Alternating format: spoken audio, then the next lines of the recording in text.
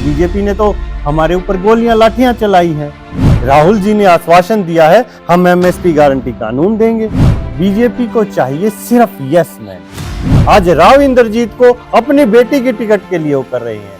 क्या कर रहे हैं ये माइंड सेट गेम खेल रहे हैं कि ये सिर्फ हमारी गुलामी करें। अगर नेता ही गुलामी करने लग जाएंगे तो देश को आगे कौन लेके जाएगा। कि आज हिंदुस्तान में कॉरपोरेट का राज चल रहा है, यहाँ लोकतंत्र का राज है ही नहीं। लेकिन मेरे किसान साथी चाहेंगे तो लड़ूंगा। मेरी टिकट ऊपर से नहीं आएगी, मेरी टिकट जमीन से आएगी। किसान तो एमएसपी ही चाहता है, एमएसपी से मिल नहीं रही। नमस्कार, मैं हूं परविंदर। हमारे साथ बातचीत करने के लिए लोकदल पार्टी के प्रदेश अध्यक्ष प्रदीप हुड्डा जी हमारे साथ इस वक्त मौजूद हैं। प्रदीप जी, सबसे पहले आपका कार्यक्रम में स्वागत है। आपको भी बहुत बहुत नमस्कार और सभी दर्शकों को नमस्कार। प्रदीप जी, विधानसभा चुनाव का समय है, आचार-संहिता लग चुकी है, तमाम राजनीतिक पार्टियां जो है अब अपने उम्मीदवार उतारने वाली है मैदान में। तो क्या आपकी पार्टी विधानसभा चुनाव लड़ेगी? बिल्कुल लड़ेगी। और परविंदर भाई, फिलहाल तो हम इंडिया अलायंस का हिस्सा हैं। जो इंडिया अलायंस हुआ था लोकसभा में, अभी तक हम उसका हिस्सा हैं। देखते हैं कांग्रेस अपना कितना धर्म निभाती है। लेकिन लोकदल की जो नीति है वही किसान कमेरे को लेकर है कि किसानों को कैसे आगे लाया जाए। कल भी हमारी दिल्ली में मुलाकात हुई है, किसान संगठनों के साथ हुई है। हरियाणा के सभी किसान संगठन एक साथ आ गए हैं और वो चाह रहे हैं कि वो आगे आएं। और मैं खुद ये चाह रहा हूं दिल से, चौधरी छोटूराम चौधरी चरण सिंह जी की नीति पर चलते हुए, कि किसान को अब वो समय आ गया है जब उसको संसद में और विधानसभा में पहुंचना चाहिए। आपने कहा कि आपकी पार्टी इंडिया अलायंस में शामिल है, तो कांग्रेस पार्टी को अपना धर्म निभाना चाहिए। तो कितनी सीटों की मांग आपकी कांग्रेस पार्टी से? हमारी मांग तो किसान संगठनों की 20 सीटों की है कि कम से कम भी जब 70% से ज्यादा इस देश में प्रदेश में किसान है तो कम से कम उसका हिस्सा बनता है। 20 सीट तो आप उसे दे ही दो। और हम चाहते हैं नेता आगे आए, जो किसान आंदोलन से नए नेता उभर कर आए हैं। जैसे हमने सिक्किम नैन को घोषित किया है उचाना से। वो किसान नेत्री है जो आंदोलन में बढ़ चढ़कर भूमिका ली, जिन्होंने 1000 ट्रैक्टरों के काफिले के साथ एक रास्ता चुना। हमारे नेता हैं पुनिया जी हैं, जिन्होंने ड्राई एरिया में 300 गांवों में पानी ले आए। ऐसे लोग आगे आए। हमारे डॉक्टर चौहान हैं, वो करणी सेना से भी हैं, उन्होंने भी हर संभव मदद की, फ्री कैंप लगाए आंदोलन में और लोगों की हमेशा मदद की। तो जो ऐसे लोग हैं वो आगे आए, वो लोग नहीं कि जो साइड लाइन हो। पिछले 10 साल में या 20 साल में मैं कहूं कांग्रेस और बीजेपी की जो राजनीति देखी, बीजेपी के जो 10 साल थे, इसमें आप देखिए इसमें कोई नेता नहीं आया। चाहे मैं खट्टर जी को कहूं, चाहे आज नायब सैनी जी हैं, सिर्फ यस मैन की राजनीति हो रही है बड़े तरीके से। इनके खुद के नेता, बाहर से नेता तो लाने बड़ी मुश्किल बात है। इनके जो खुद के नेता थे, चाहे वो आप रोहतक में बैठे हैं कैप्टन अभिमन्यु ले लें, रामविलास शर्मा ले लें, राव इंद्रजीत ले लें, ओम प्रकाश धनखड़ ले लें, इन सब को दरकिनार किया गया। दरकिनार करते करते करते करते क्यों किया गया? क्योंकि कोई भी आवाज उठा रहा था। कैप्टन अभिमन्यु अपने नारनौंद में काम के लिए उठा रहे थे आवाज। आज भी मैं उस नारनौंद में दिन में आया हूं। आज भी वहां सड़क जो बन रही है, अभी तक वो सड़क बनी नहीं है 10 साल में। वहां आप गए हो अगर अभी, तो जाम लगा रहता है।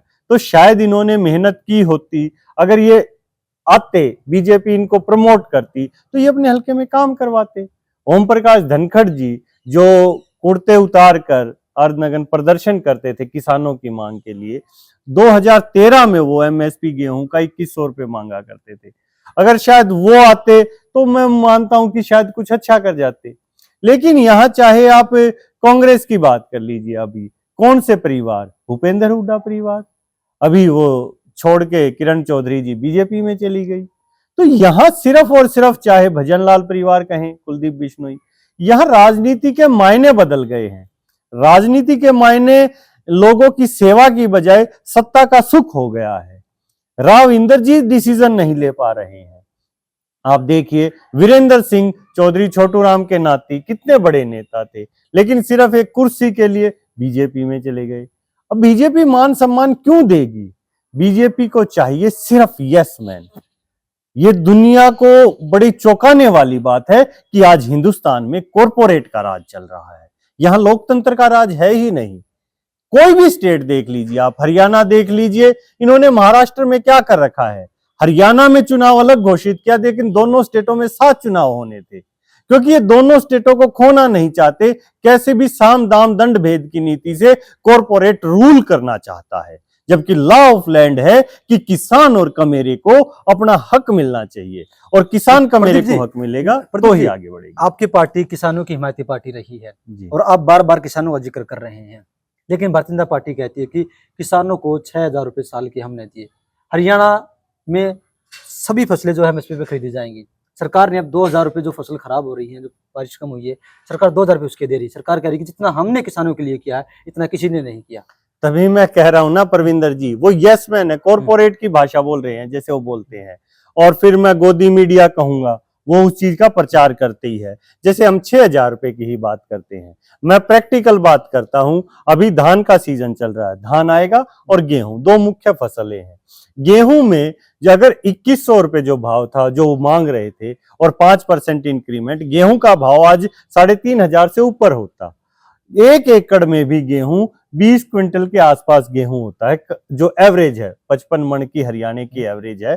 तो 20-25 क्विंटल गेहूं हरियाणा में एक उसमें हो रहा है, तो आप 1,500 रुपए के आसपास किसान का पर क्विंटल पर मार रहे हो।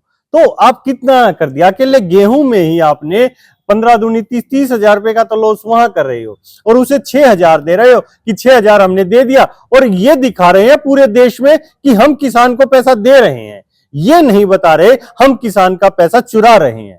50 लाख करोड़ से ज्यादा किसान का पैसा खाया जा चुका है। एमएसपी की जो बात कहते हैं, एमएसपी की बात बोलते हैं, हमने दे दी, झूठी बातें।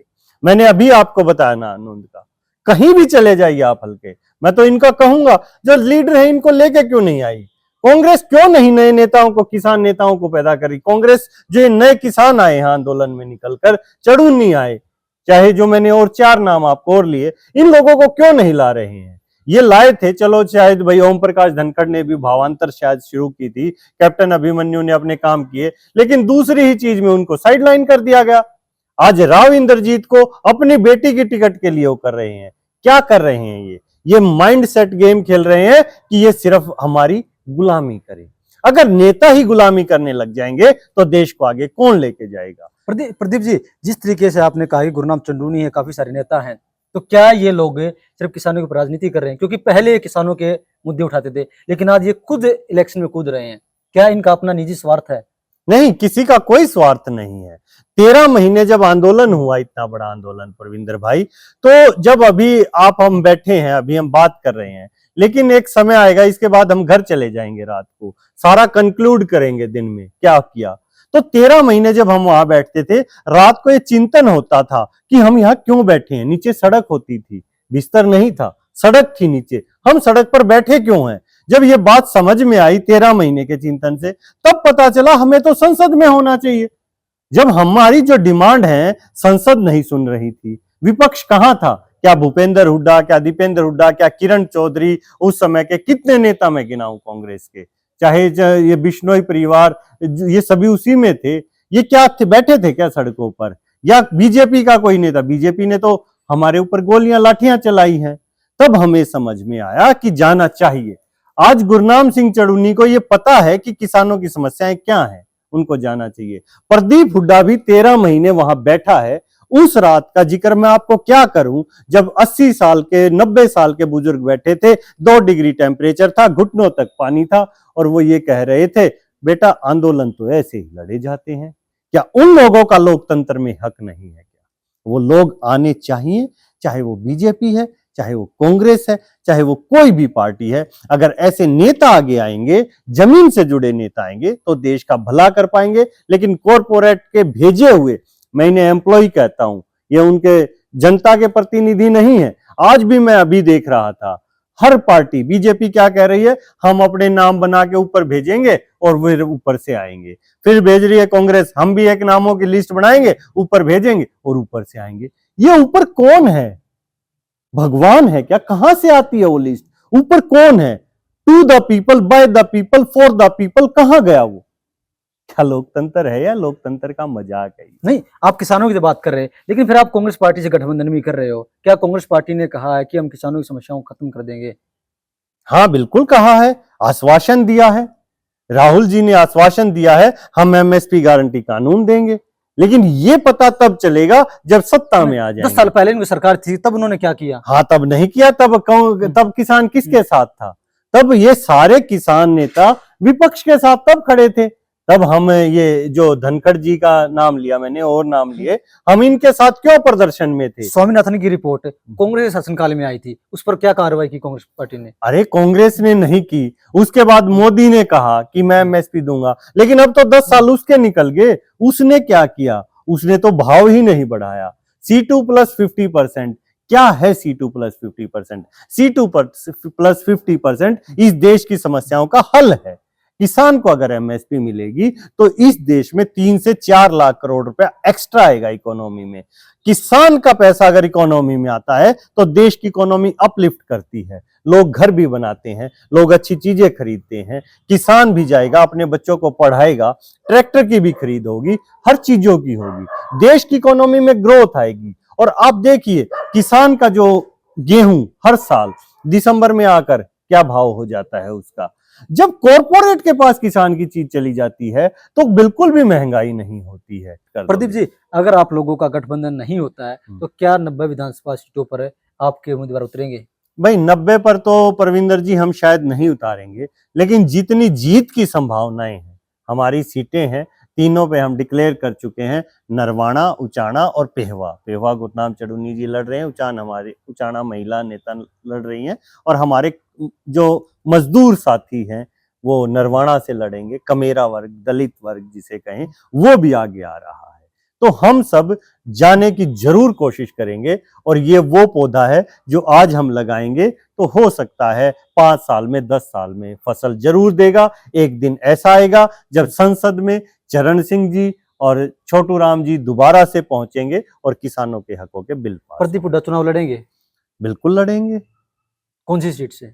अभी सीट तो नहीं बता सकते, लेकिन मेरे किसान साथी चाहेंगे तो लड़ूंगा। मेरी टिकट ऊपर से नहीं आएगी, मेरी टिकट जमीन से आएगी। मेरे किसान साथियों के साथ रोज बैठ के चल रही हैं।